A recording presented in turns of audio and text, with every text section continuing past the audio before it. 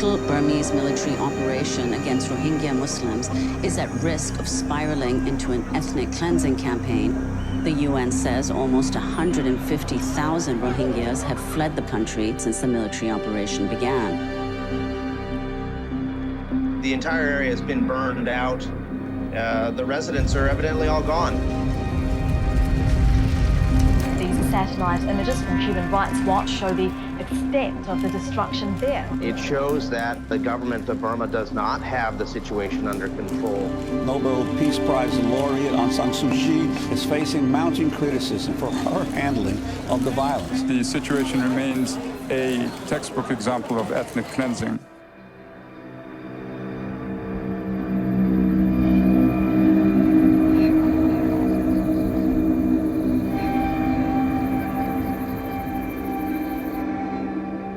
We're in Burma, where historic tragedy has just unfolded.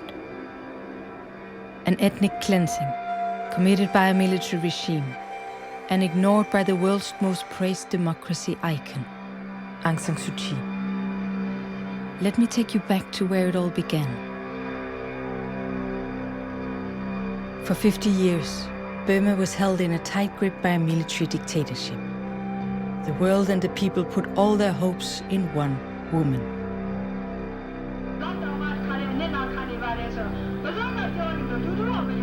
She was kept in house arrest for nearly 20 years, but never gave up her quest for democracy. The military was heavily sanctioned and isolated from the world. They wanted to befriend the West, but knew that the West only accepted one currency: democracy. So they announced a roadmap that would lead to democratic elections. And to prove their intent, they released their enemy number one.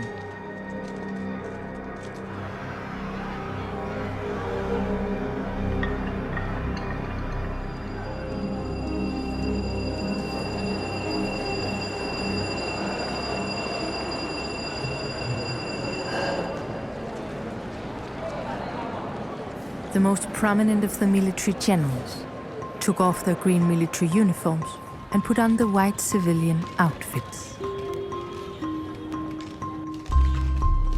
Many generals stayed in uniform, but the country was now to be governed by the leaders in white.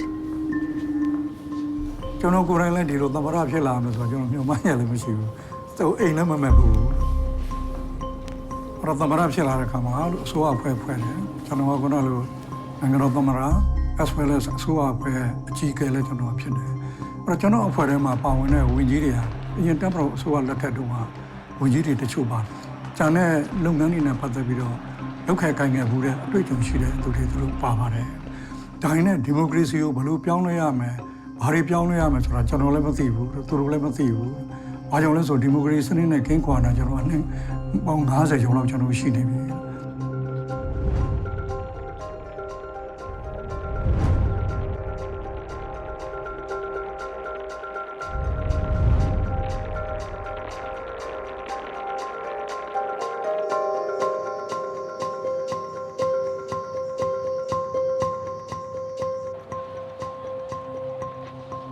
Institutions those days, are they in line with the military regime?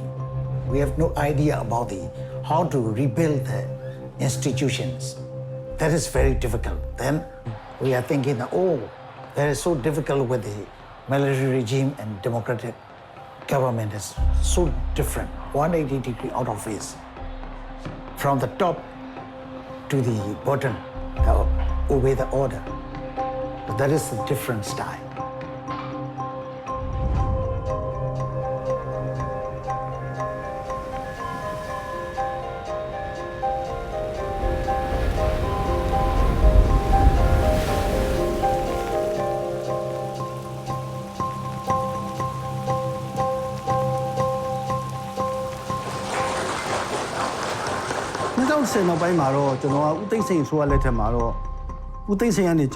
political reform ဆိုတဲ့တာဝန်ပေးပါတယ်။အဲ့ဒီအချိန်မှာကျွန်တော်ကဒီ democracy အသွင်ကူးပြောင်းရေးဟိုကျွန်တော်ကထဲထဲဝင်ဝင်ဆောင်ရွက်ခဲ့ရပါတယ်။ democracy စနစ်တည်တာပြည်သူ democracy စနစ်ဆိုတာဟာပြည်သူရှိရလာတာဖြစ်တယ်။ပြည်သူ ကိုဦးစားပေးရမယ်ပြည်သူဆုံးဖြတ်တဲ့အတိုင်းအစိုးရကမှားသည်ဖြစ်စေမှန်သည်ဖြစ်စေလုပ်ပေးရမယ်ဆိုပြီးတော့ကျွန်တော်ဒီလိုပဲဆုံးဖြတ်ပါတယ်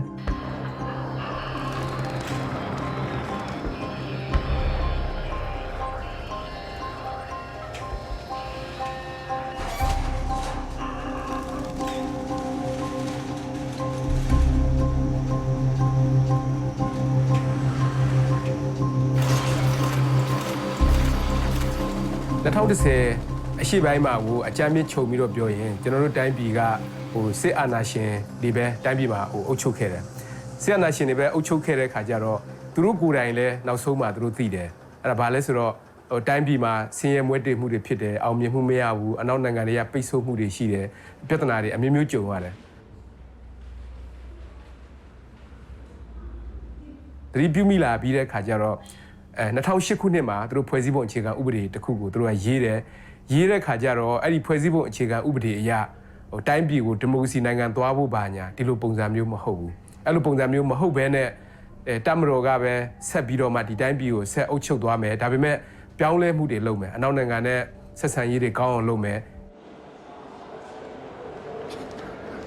If we think back to the situation even in the early 90s this was a country which had sanctions itself, isolated itself, a military regime that had isolated itself and was in some ways quite happy in isolation for a quarter century.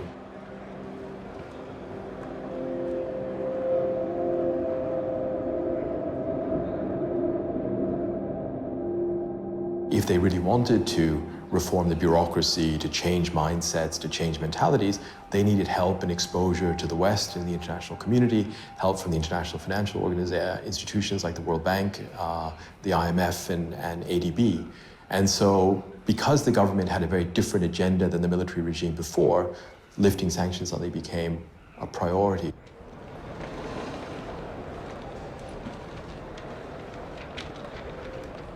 Hello. ဒီတက်မတော်အုပ်ချုပ်တဲ့လူတွေရဲ့ခံယူချက်ကလည်းကမ္ဘာပေါ်မှာတက်မတော်အစိုးရဆိုတာက international community ကလက်မခံတဲ့အတွက်ကြောင့်အမြဲတမ်းလွှဲပြောင်းပေးဖို့အတွက်အစဉ်သင့်ဖြစ်အောင်ကြိုးစားခဲ့တယ်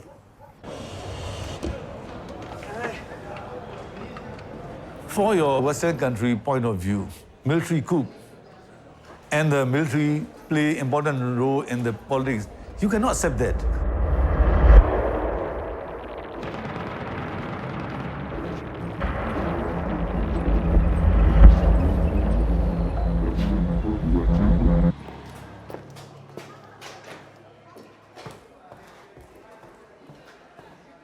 In the last 20 years, we live under the very strong session, politically or diplomatically or economically. The president understands that without the participation of the Aung San Suu Kyi into the political process, we cannot reintegrate with the international community. The Aung San Suu Kyi and during a military government, there's a quite different on ideas. So some make the remark behind the president back. The Utain saying is try to giving the life to the already dead tiger.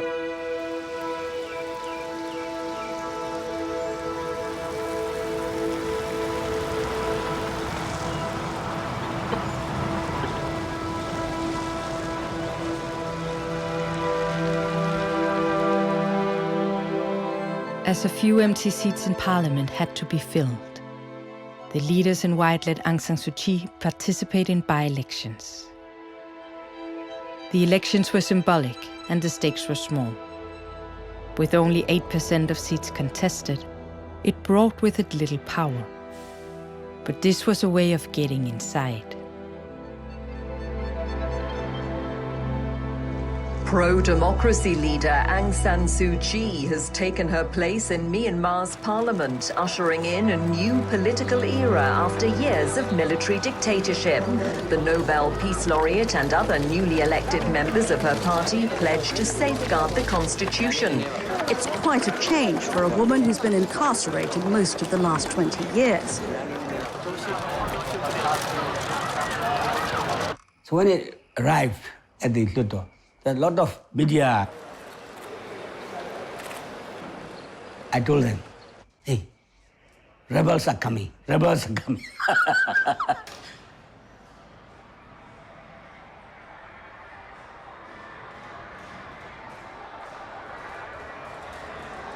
Well, actually, we are rebels. We have struggled along so many years, nearly 3 decades. And they regard it as a above ground insurgents, not underground. Aung San Suu Kyi and her party only hold 8% of seats in parliament, so at first glance they don't seem to have much leverage.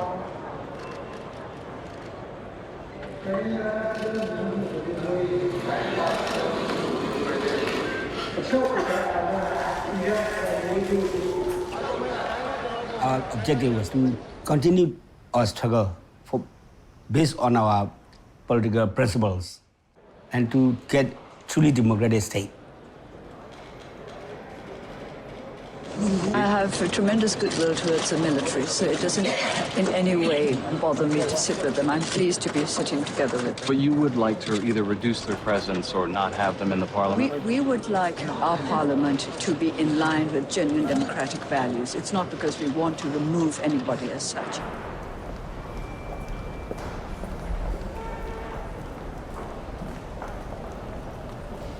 Lack of confidence. If you have to pinpoint the greatest weakness, that's it. Lack of trust and confidence. Nobody trusts anybody. This is a result of years and years of dictatorship, authoritarian rule. You always have to be careful. You don't know who's informing on whom. And this lack of trust has seeped into our very bones, in a sense. So this does not help to bring about reconciliation.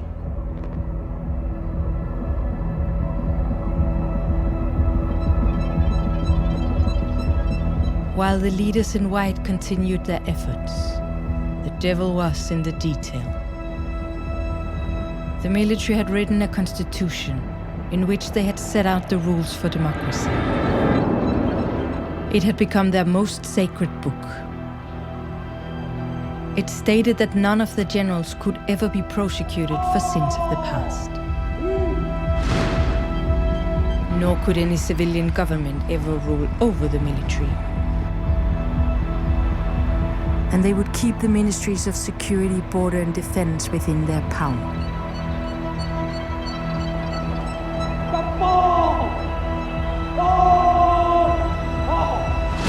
A quarter of the seats in parliament were reserved for the military to ensure that the book itself could never be changed without their will.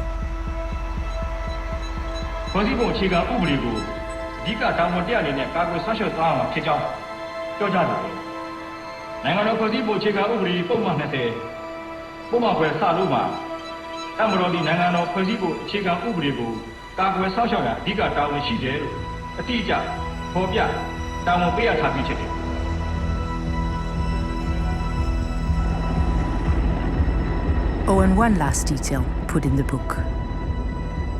Aung San Suu Kyi could never become the country's president.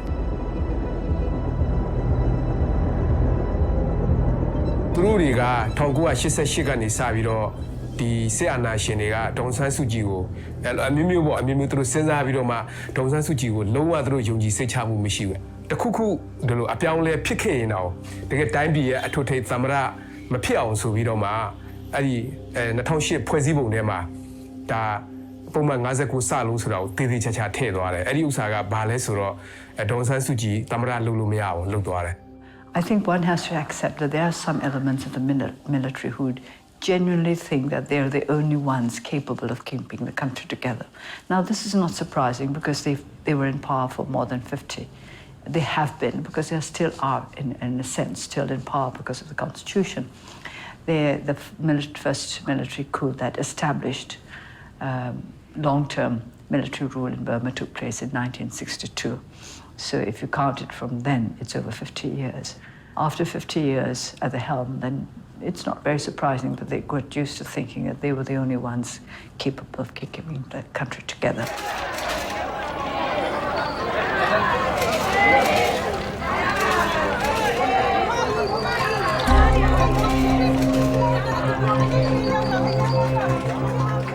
Now, the youth generation just yelling and shouting and demanding that you are our mother. We have no hope for our future with education and health, everything. So you are the savior. Please fight again, my mother.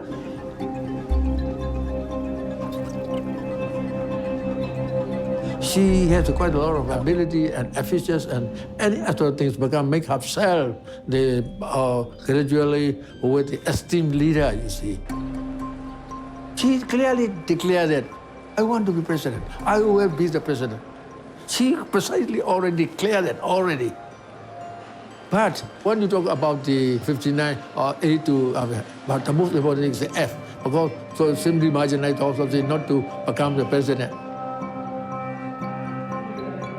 As the book couldn't be touched by anyone but the military, Aung San Suu Kyi saw only one way of becoming the country's president: to talk directly to them and convince them to remove the clause. But nobody seemed interested in such talks. Only one man was willing to listen to her.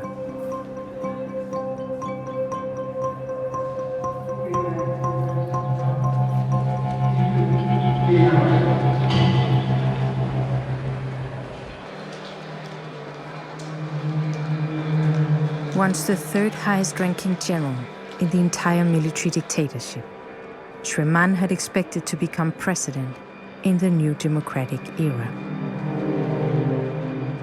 But when appointments were made by the outgoing dictator in 2010, he was bypassed when the grand posts were handed out. Shwe Mann was only given the position as Speaker of Parliament, and not even included in the president's cabinet.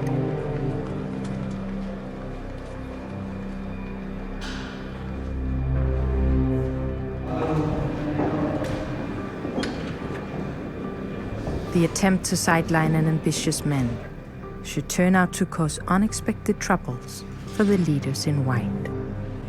Enemy of your enemy is your friend. I think that's what happened.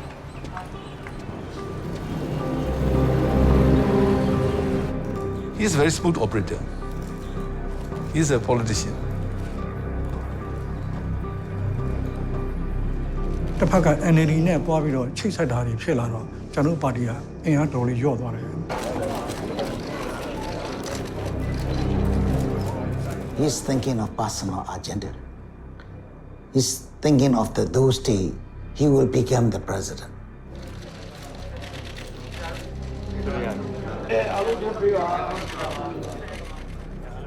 But up to now, Aung San Suu Kyi has a very few knowledge about how the government system is working, what happened in the last 20 years in the military and the government side. So I think whether he liked it or she liked it or not, she needed someone who have to share the knowledge and give the advice. She's planning how to move, play with these strong people in the military.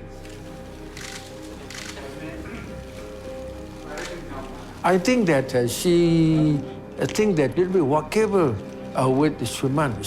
But in the politics, there was no friend or no enemy at all, you see. At the time, sometimes we be friends, sometimes we be enemy. Sometimes hostility and sometimes friendship, okay.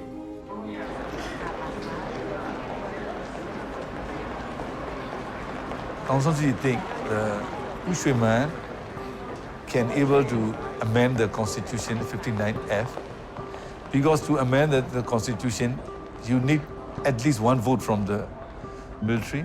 So I think Shwe Mann can deliver the result. Shwe Mann agreed to discuss a motion in the parliament for the amendment of the Constitution.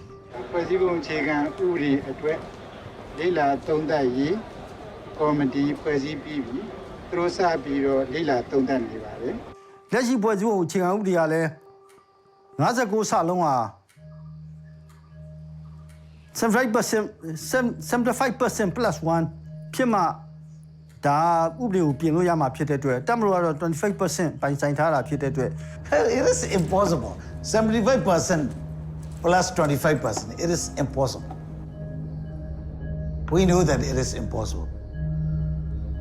He pretend to do that. I support you. I support you. တကယ်အဓိကဟိုဟာတွေမဟုတ်ပါဘူးလို့နောက်တောင်ဆန်းစုကြည်ဘက်ကလည်းသူ့ကိုသမရပေးမယ်လို့ဟိုဘာလို့ဆိုတဲ့ဥစ္စာကဒါတိတ်ပြီးတော့မှဟိုတေချာတဲ့ကိစ္စလည်းမဟုတ်ပါဘူးလို့ He knew that amending the constitution was impossible, but it would buy her loyalty. In the event of a future election victory, Aung San Suu Kyi would nominate the president, even if she couldn't become one herself. Naypyidaw Union Parliament continued its session in Naypyidaw on Thursday. Members of the parliament continued to discuss a section of the bill amending the constitution of the Republic of the Union of Myanmar. 40 years in the military life together with us.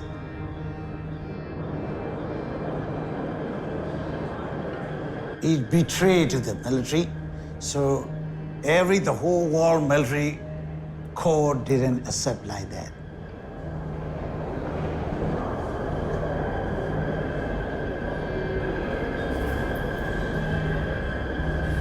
The amendment bill was not enacted. Parliament Speaker Thura Mann told the legislature after the 388 votes in favor of change fell below the threshold of 75% of lawmakers needed for it to pass.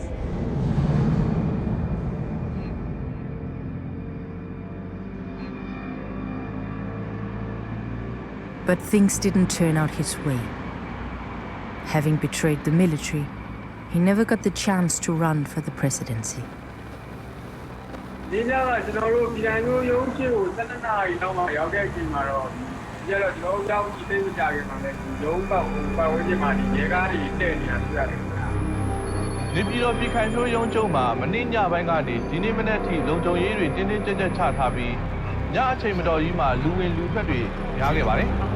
The head of Myanmar's powerful ruling party has been ousted. Shwe Mann, who's also the Speaker of Parliament, is said to be effectively under some form of house arrest. Conservative forces strongly linked to the military appear to have made their move by replacing him.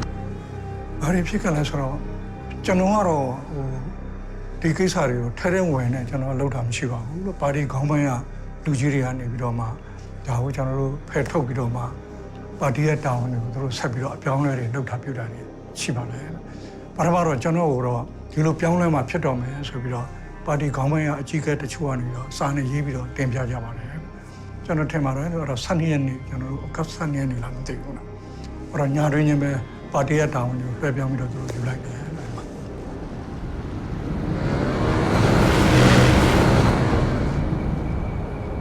You know who did that? Although I don't know who ordered that transfer of power. My assumption is that old man, Senior General Tan Shwe, is still influential. Nobody will think about that leadership change. He can only give that kind of order.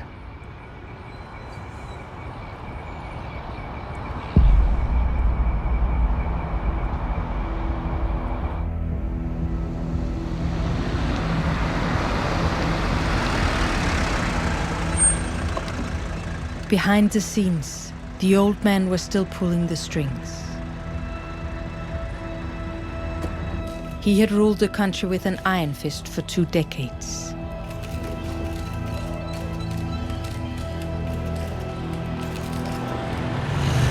It was him that had put the sacred book in place and ordered democracy,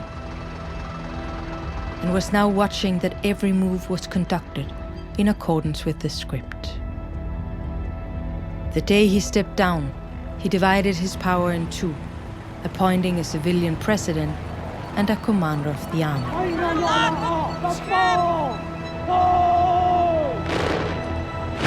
Myanmar was chosen to lead the army because the old man checked his astrology. That's why he became the commander of the army, not his military proficiency. His stars are at the top. As the spiritual guardians of the country, the monks and the astrologers had always had a powerful role in society and a vital say in all aspects of Burmese life.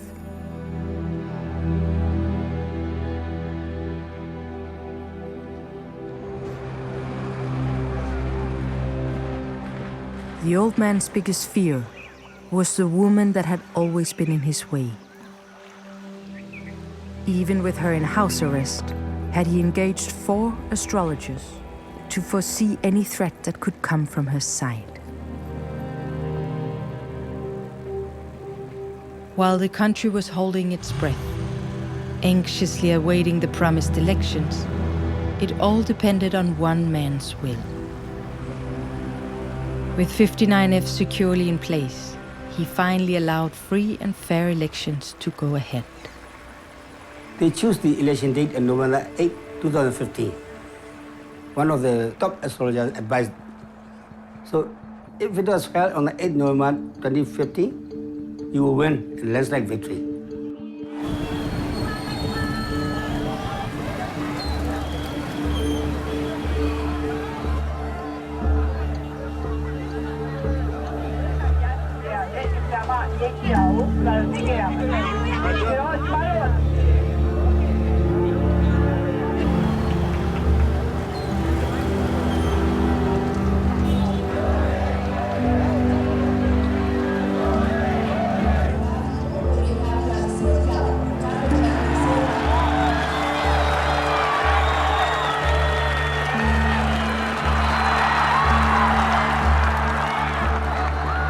But at that time, their survey of the whole country is that they will win handsomely. ကျွန်တော်တို့ညီမှန်းတာတော့100ရာခိုင်နှုန်းပဲ။နော်100ရာခိုင်နှုန်းညီမှန်းတယ်။သို့တော်လည်းပဲတကယ်အခြေအနေမှန်ဆိုတဲ့ဥစ္စာတော့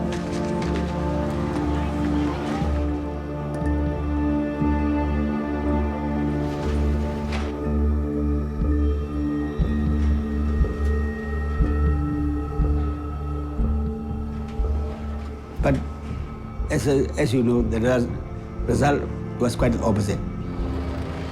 By dusk, results were coming in thick and fast. In one big city, they captured 100% of votes. The party of the Fighting Peacock. Aung San Suu Kyi and the people of Myanmar have waited 25 years, and the NLD, the National League for Democracy, her party, has won that crucial majority to get to this point today. One of the top astrologers advised, but sometimes they are totally wrong. After losing the election, he went to a village and shaved his head and became a monk.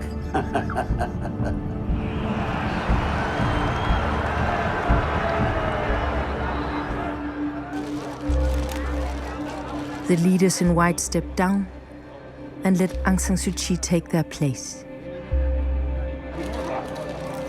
From now on, she would have to cooperate directly with the commander of the army, the military in its true colors.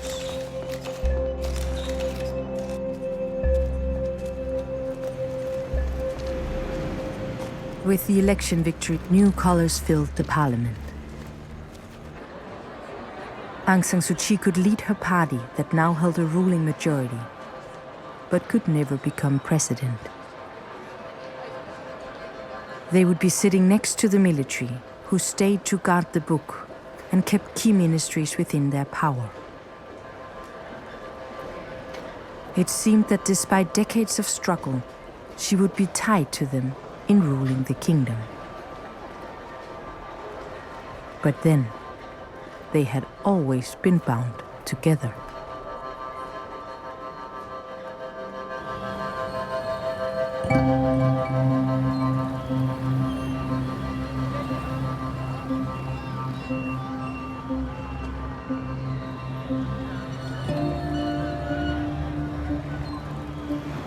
In the 1940s, General Aung San led the fight for Burma's independence against the British colonial powers.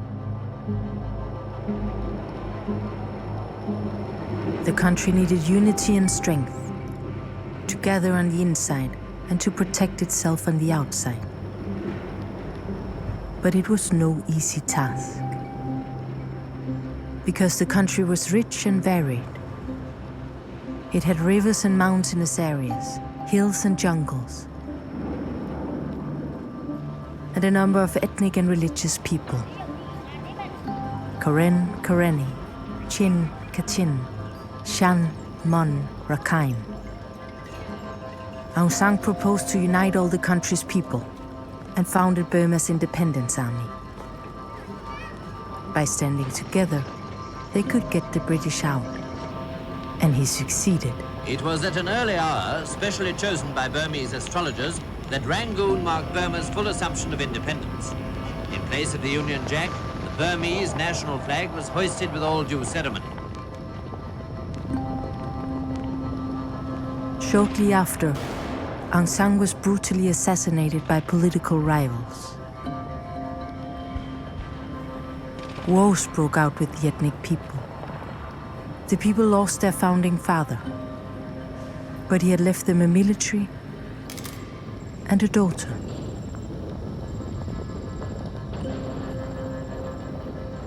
She always mentioned that she was brought up in the hands of the NCOs around her father. He had the affection, whoever is in the army. But they are still do not accept the rule of Aung San Suu Kyi. It's personal grudge. Well, as you know, since independence, when her father was assassinated, it was a known fact that he is the architect of our independence. He is the founder of Burma Army.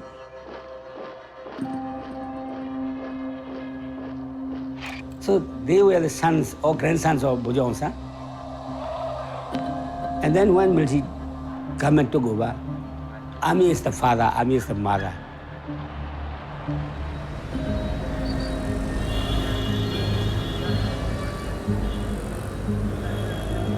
For now, they would share the kingdom and were tied together as brother and sister. But she wasn't going to give up her plan to unseat the military from the palace. After all, she was the true heir to the throne. The Constitution bars her from becoming the president, but today she threw down the gauntlet to the Myanmar military. The Constitution says nothing about somebody being above the president. I've said I'm going to be above the president. How? Oh, I've already made plans. Thank you very much. Quite what she intends isn't clear, but the Constitution, she said, would not present an impossible obstacle. တမတော်သားကိုယ်စားလှယ်တွေကမတက်ရက်ကန့်ကွက်ခဲ့ကြပါတယ်ရှင်။အဲ့ဒီနောက်ဥက္ကဋ္ဌဦးဝင်းမြင့်ကဒီဥပဒေကြမ်းကိုထောက်ခံသူများတာကြောင့်တည်ပြုကြောင်းကြေညာပြီးတဲ့အထိသဘောမတူသူရှိပါသလားလို့မေးမြန်းရမှာတမတော်သားကိုယ်စားလှယ်အားလုံးကမတက်ရက်ပြီးကန့်ကွက်ခဲ့ကြပါတယ်။ Counsellor of the state means that all the president, all the chief of the department, well under her control now. See, very wise step, you see. And they accuse us, what is that? Democratic dictatorship. Bravo. I like the terminology. Now she is Counsellor of State, means control everywhere, every ministry. She's like a tiger or a bull. She never let it go. It's credit to the late Ukoni. He was an expert in constitutional literature. So he lived through all the articles and he found one loophole that the president can create a position for anybody or any status. အကြီးဆုံးနဲ့ပထမဦးစားပေးလုပ်ရမယ်ကရိယာတော့ဖွဲ့စည်းပုံအခြေခံဥပဒေပြုပြင်ပြောင်းလဲရေးပဲ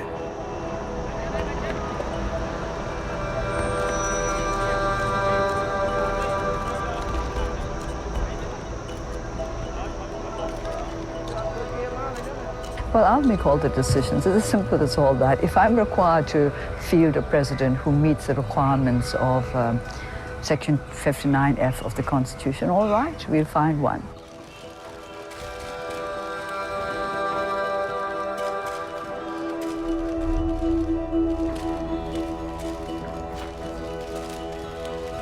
This president will carry out whatever wishes have a Aung San Suu Kyi.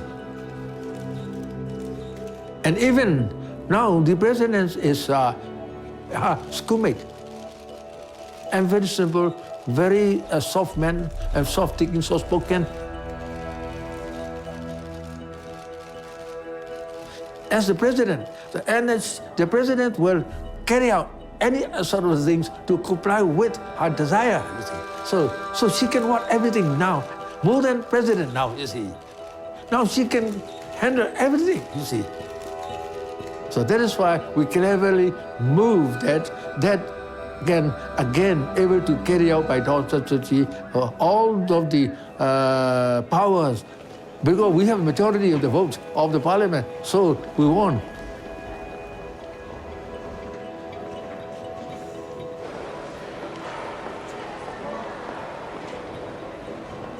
Actually, she didn't have all the powers. While she had learned the game well and played by the rules, the military hadn't left the stage, and they responded with their language. Violence.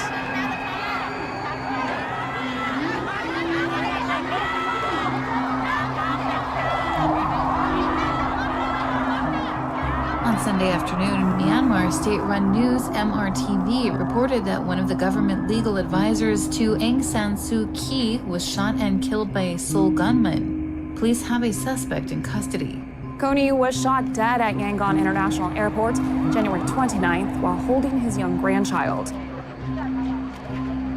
Despite many unanswered questions regarding the murder of Kony, many here in Myanmar see it as a sign the government of Aung San Suu Kyi has yet to firmly establish the rule of law. The murder is also seen as a warning to those who want to reduce the power of the military. Police say his killer's motives weren't political, but one of his friends believes he was murdered because of his legal work.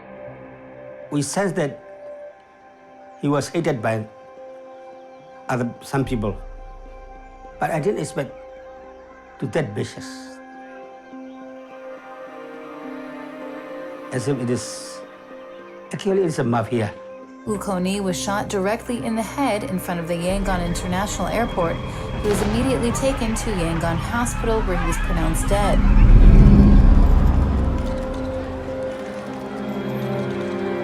Aung San Suu Kyi didn't attend the funeral. She stayed silent and withdrew from the public eye. She's shrewd. She can guess the main reason. She says something, it will get worse.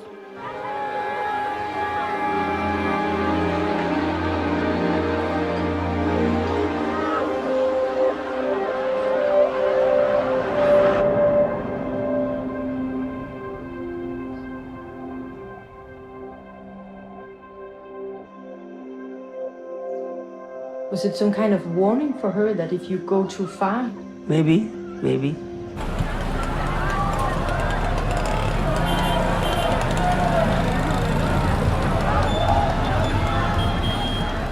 But there was another problem with this lawyer.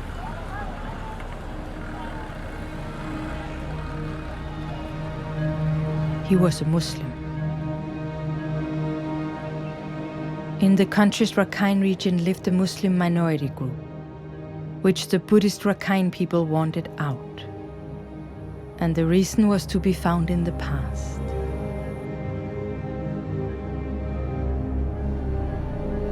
Back in 1947, when Aung San had united the country's ethnic people, one group was believed to have stayed on the British side. The ruling Buddhist majority agreed that they were traitors and that they did not belong in the country. The Muslim Rohingyas. The Buddhists called them Bengalis, considered people that had come from abroad.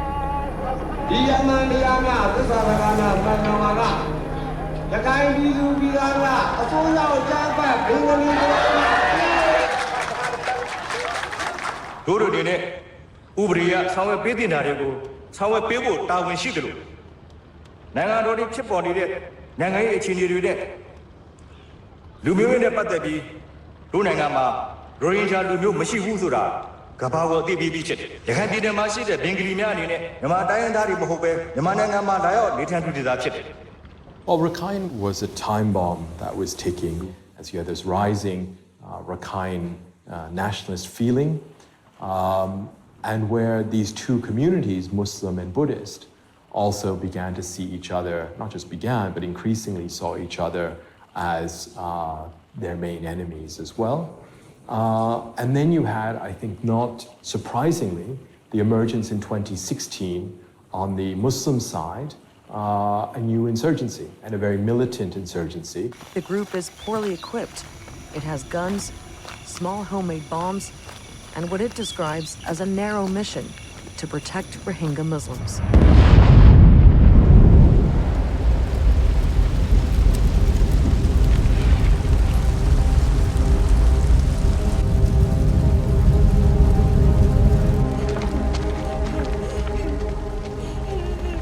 An attack on rural police stations by Rohingya fighters in Rakhine State would turn out to have unforeseen consequences and lead to a turning point in the country's history.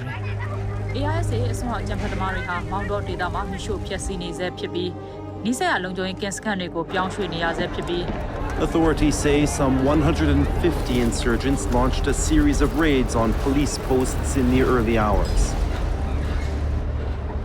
အဲ့တော့သူတို့ကအဓိကလိုချင်တာကနိုင်ငံတကာရဲ့ဝင်ရောက်ဆက်ဖက်မှုကိုသူတို့ကလိုချင်တယ်နိုင်ငံတကာဝင်ရောက်ဆက်ဖက်မှုကိုရဖို့ဆိုရင်သူတို့ကဒီလိုမျိုးတိုက်ခိုက်မှုတွေလုပ်မှာပဲသူတို့ကရမှာ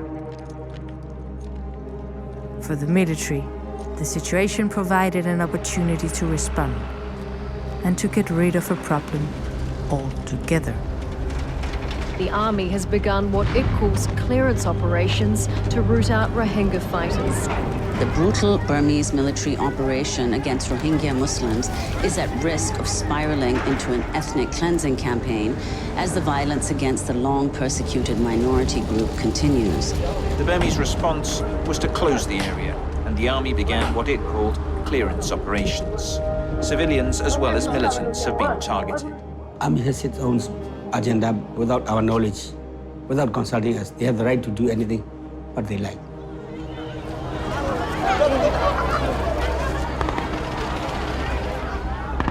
They can do what they like. We cannot interfere or order them what to do. The UN says almost 150,000 Rohingyas have fled the predominantly Buddhist country into neighboring Bangladesh in the last 12 days since the military operation began. The current situation cannot yet be fully assessed, but the situation remains or seems a textbook example of ethnic cleansing. The international community expected her to react and condemn the military, the one thing she couldn't do. The Constitution gave her no power over military affairs. The consequences of that were now being realized. But as the crisis worsened by the minute, her immediate response was denial.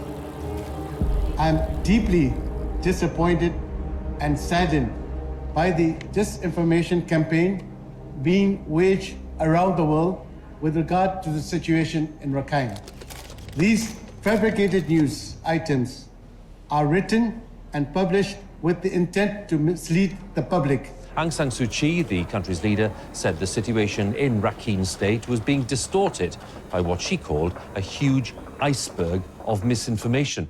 The kind of things blew up in our face without any expectation. The government has rejected accusations that the armed forces are conducting a campaign of indiscriminate violence targeting Rohingya Muslims.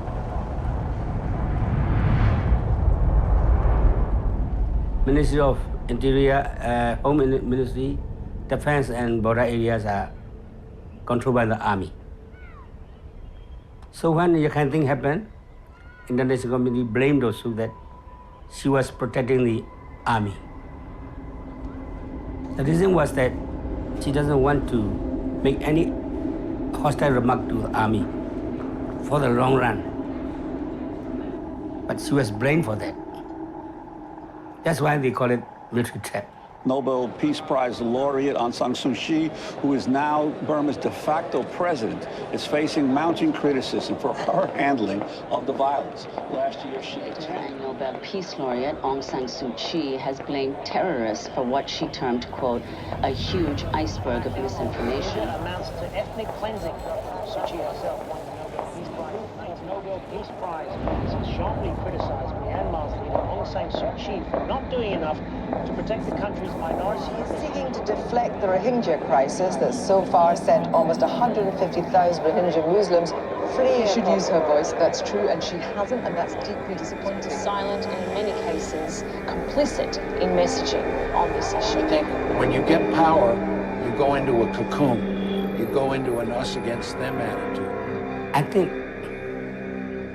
Myanmar knows, that Senior General Myanmar knows the problem, and then she's enjoying the situation.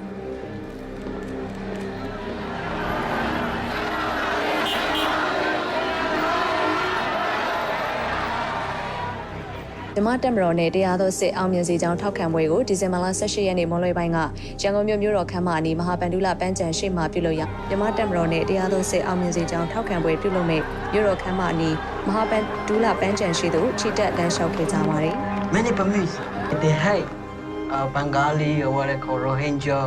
They hate it. So if you involved in this case, that means you show you supported Rohingya.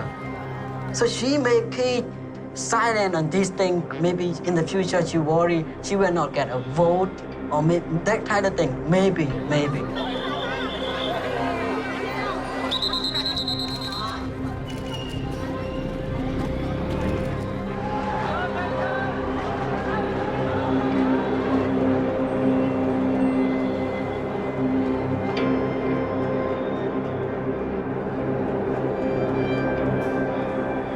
While the military kept the conflict rolling, the outside world demanded clear answers from the state leader. From their front row seats in the audience, the military watched her enter the scaffold. After intense pressure, Aung San Suu Kyi finally addressed the Rohingya refugee crisis. This televised address to diplomats was Miss Suu Kyi's chance to state her case to the world.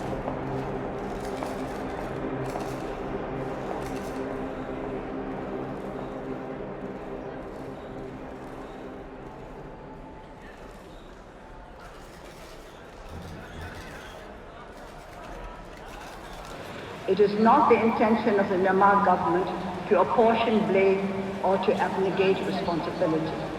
We condemn all human rights violations and unlawful violence. We are committed to the restoration of peace, stability, and rule of law throughout the state. The government has been making every effort to restore peace and stability and to promote harmony between the Muslim and Rakhine communities. I'm aware of the fact that the world's attention is focused on the situation in Rakhine State. But we would like you to think of our country as a whole, not just as little afflicted areas. တိုင်းဝိုင်းကတော့ဒါရိုဟင်ဂျာတွေကိုစာနာပါတယ်ဒီဥစ္စာတွေဘယ်လိုဖြစ်ပါဒါမျိုးကြားကျင်ကြတယ်ဒါပေမဲ့ကျွန်တော်ထင်တယ်ဒီလိုဟာမျိုးက तू ပြောလို့မဖြစ်ဘူးဘာဖြစ်လို့လဲဆိုတော့အဓိကဒီတိုင်းပြည်ထဲမှာ तू ရေရှည်အလုပ်လုပ်နေရတဲ့ဟာကတမတော်ရှိတယ် Aung San Suu Kyi has made her choice. Her relationship with the military and the stability of her government comes before the Rohingya and what's left of her international reputation.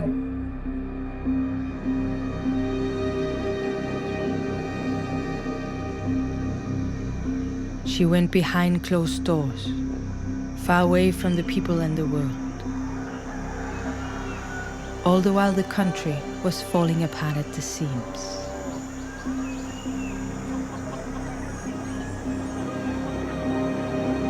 The entire area has been burned out.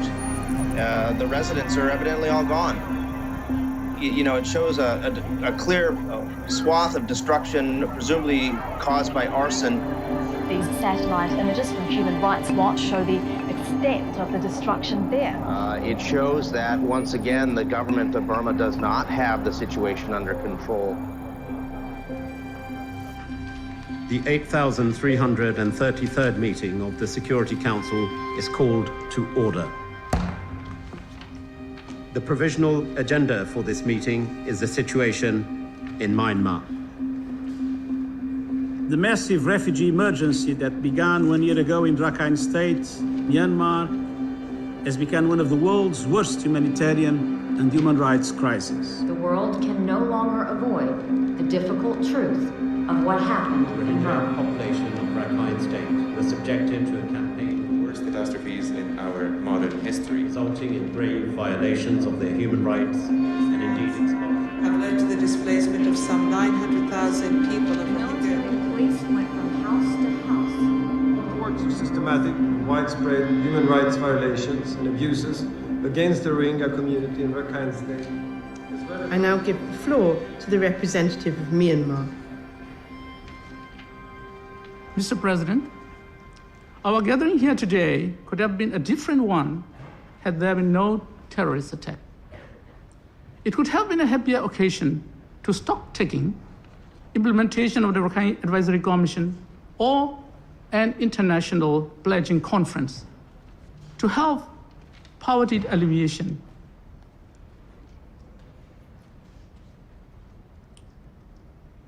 And so, sorry.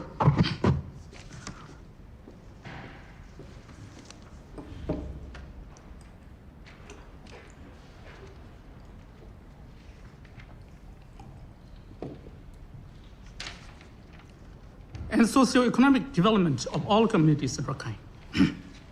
The provocative terrorist attacks of October 2016 and August 2017 have affected the course of our earnest endeavor to build a peaceful, fair and prosperous future for the people of Rakhine. But nothing shall stop our determination to continue our effort to achieve our objective.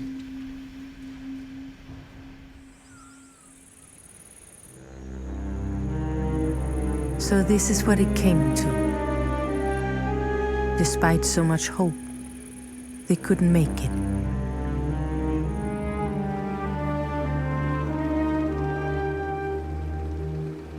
History is never over.